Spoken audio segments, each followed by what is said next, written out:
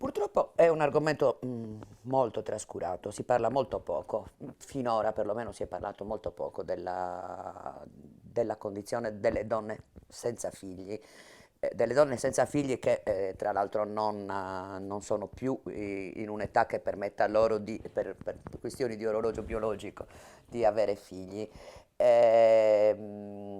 Non so perché, probabilmente sarebbe da capire anche bene il motivo per cui questo argomento è così trascurato. Ne sto parlando, ultimamente mi è capitato di parlarne nell'ambito del collettivo femminista che frequento, in cui è venuto fuori proprio questo argomento delle donne senza figli e del loro modo comunque di vivere la maternità in forme diverse.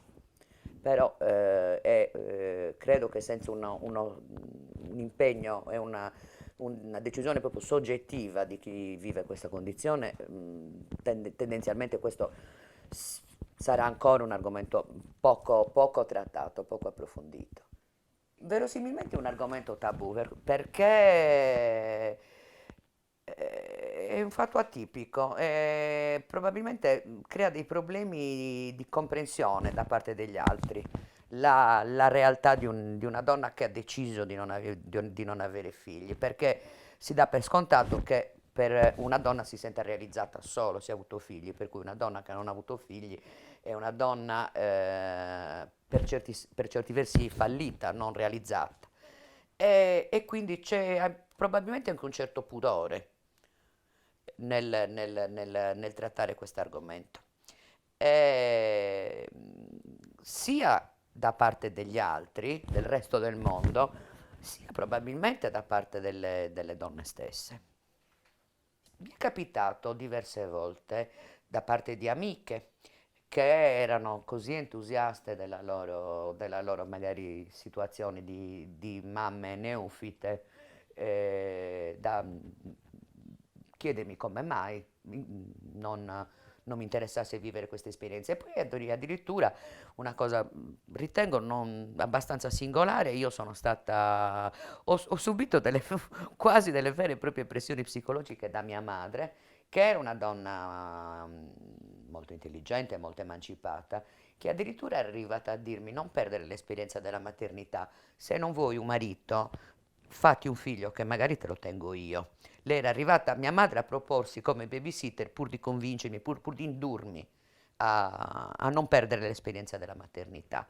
Però sono stata sorda anche a questi richiami. Se ci sia una vera ragione, una sola ragione. Io so che praticamente io ho sentito e ho capito e ho sostanzialmente non deciso, ma preso atto di questa mia decisione quasi karmica, quasi che fosse, cioè quasi nata con me di non avere figli.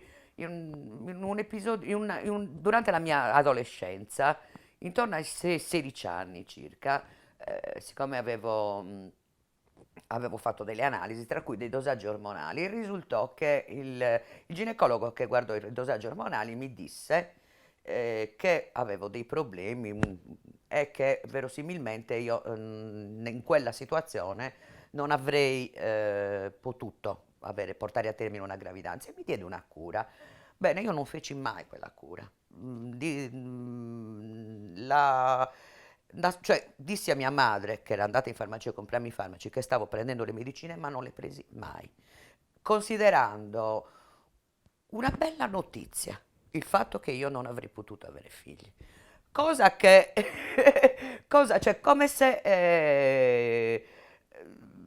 in qualche modo la natura mi avesse graziato. E poi feci successivamente a degli altri dosaggi ormonali e la situazione si era spontaneamente corretta, quindi eh, su- superata quella fase io avrei potuto avere dei figli, ma non ebbi comunque, quindi a quel punto era diventata realmente una scelta, non una semplice accettazione di una situazione. C'è un'esperienza che per me probabilmente è stata fondamentale, o comunque ha contribuito, insomma, a consolidare in me questa decisione. Io sono medico e prima della laurea, intorno ai 23 anni, così feci come tutti gli studenti di medicina, allora il tirocinio pre-laurea nel reparto di ostetricia e ginecologia. Beh, per me ogni ingresso in sala parto era traumatico.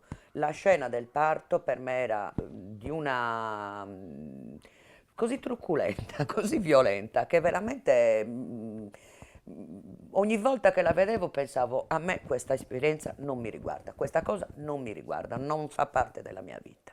Quindi poi non so, probabilmente sono sempre stata molto sensibile alle problematiche femminili, alle sofferenze femminili e ho sempre visto mi ha sempre toccato il vedere per esempio le donne indaffarate con tanti figli, stressate, distrutte, devastate dallo stress, dalla fatica. E, ho sempre pensato appunto che la maternità fosse sì un privilegio, ma forse anche un'ingiustizia per le donne. La mia relazione con le donne che hanno figli, ovviamente sono circondata da donne che hanno figli, ma devo dire anche una cosa, che eh, man mano che le mie amiche, quelle più strette, quelle con cui ho condiviso per esempio gli anni della prima giovinezza, l'università, eccetera, man mano che ognuna di loro diventava madre, il vedere il loro cambiamento non ha fatto altro che rafforzare la mia la mia decisione di non avere figli. Devo dire che mi, mi infastidiva parecchio magari andare a trovare delle amiche con le quali ci eravamo fatte in passato delle lunghissime conversazioni. E vedere che magari dovevano interrompere ogni 5 minuti perché il bambino si metteva a piangere, perché il bambino era da cambiare. Mi sembravano snaturate, non erano più loro, come se la maternità avesse in qualche modo cambiato la loro identità. E, e niente, cioè come se la biologia avesse scalzato quello che era tutto quello che era il loro bagaglio culturale, tutto quello che era il loro modo di essere nella società, nel mondo.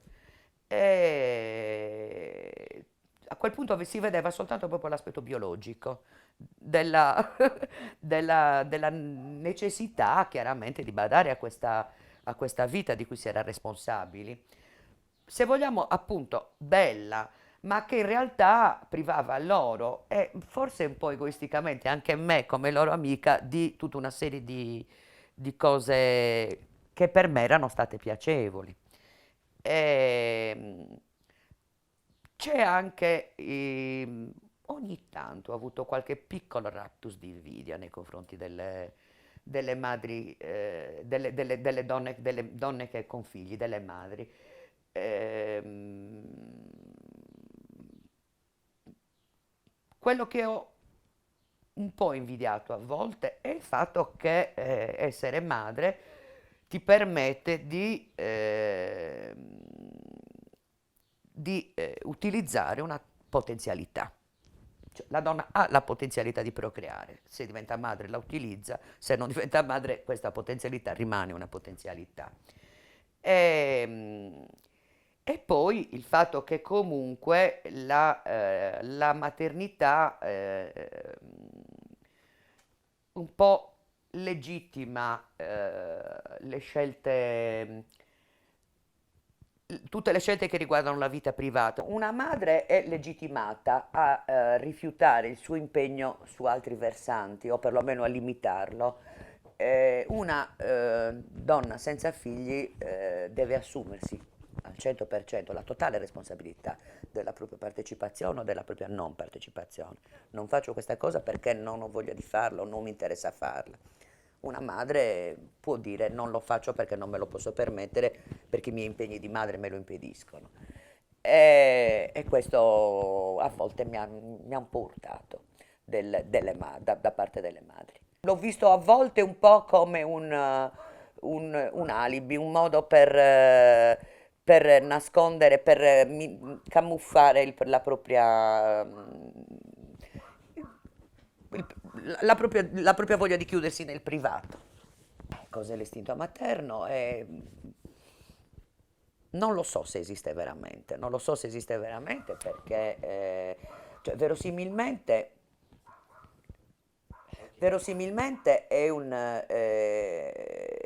è proprio qualcosa di non razionale, che nasce proprio dalla biologia, dagli ormoni, insomma, è proprio il desiderio di utilizzare questa potenzialità, la potenzialità che il proprio corpo ha di creare di produrre una nuova vita.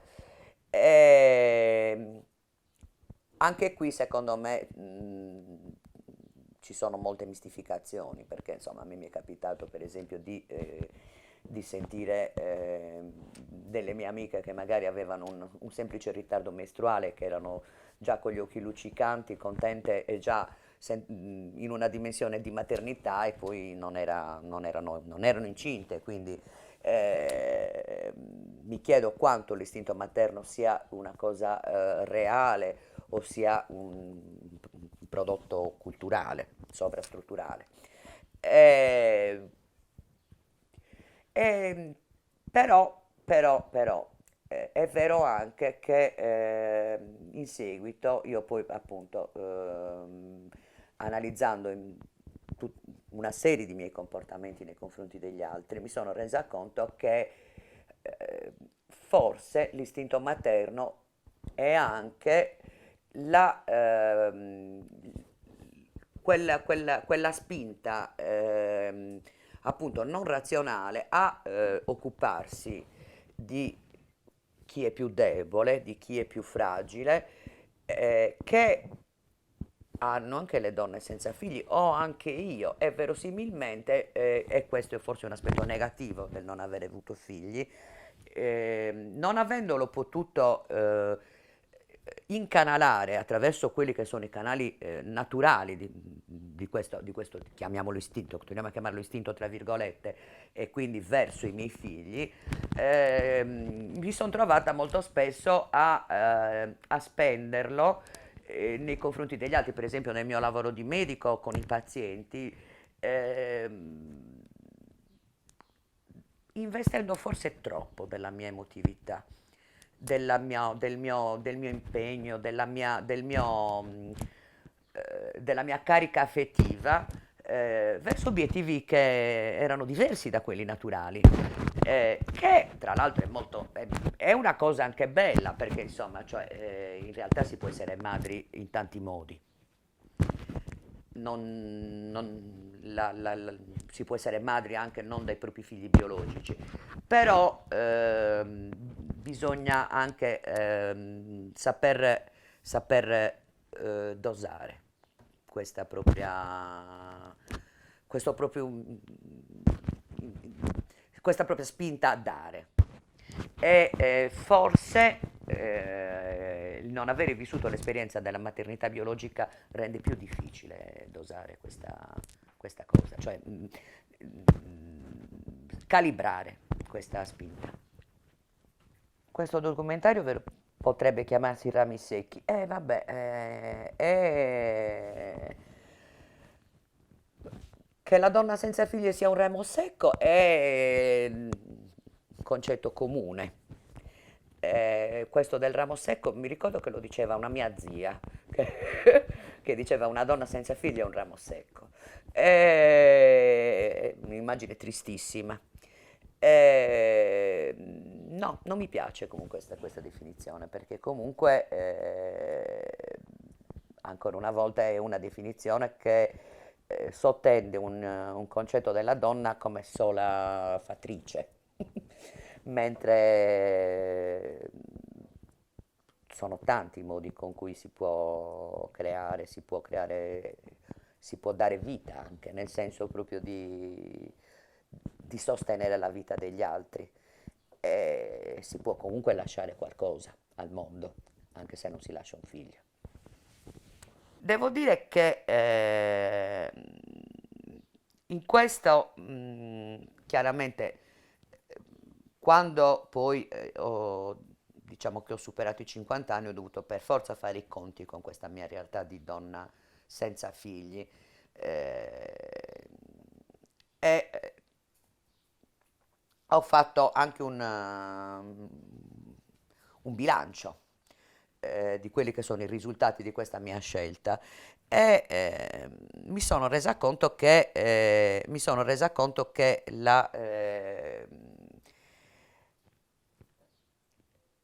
le cose più belle della mia vita, del mio percorso personale, verosimilmente se avessi avuto dei figli non le avrei potute vivere, quindi è un bilancio positivo, non mi pento di questa mia scelta.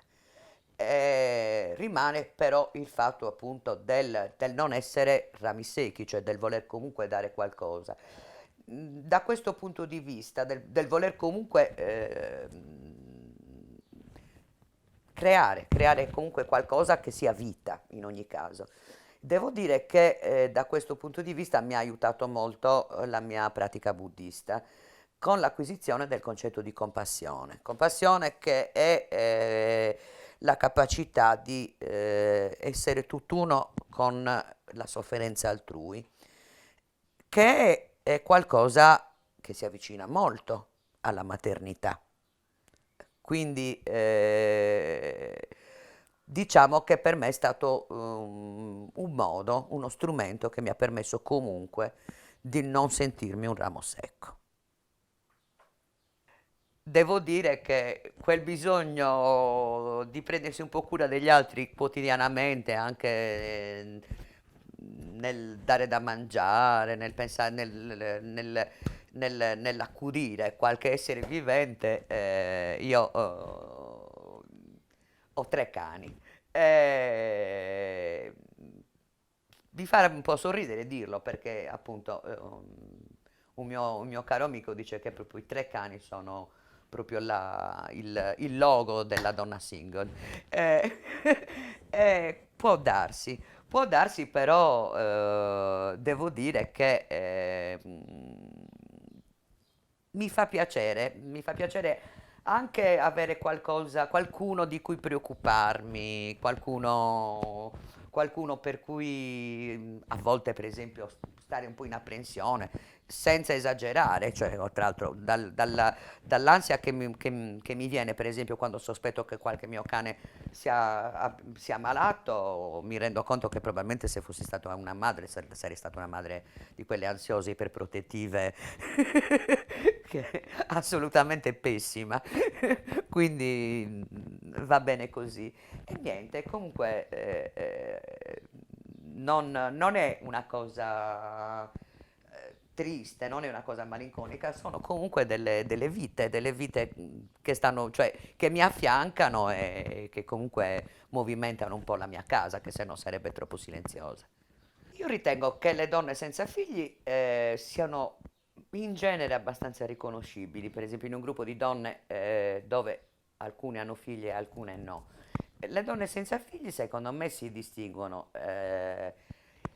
spesso per la tendenza a essere più protettive, a preoccuparsi di più di malesseri, di problemi degli altri, delle amiche. Cioè, perlomeno nella mia esperienza, se io incontro delle persone, delle amiche e dico di stare male, chi magari vuole approfondire e capire meglio il mio malessere è quasi sempre una donna senza figli. E poi un'altra cosa che caratterizza in genere le donne senza figli è che hanno una vita meno organizzata, meno...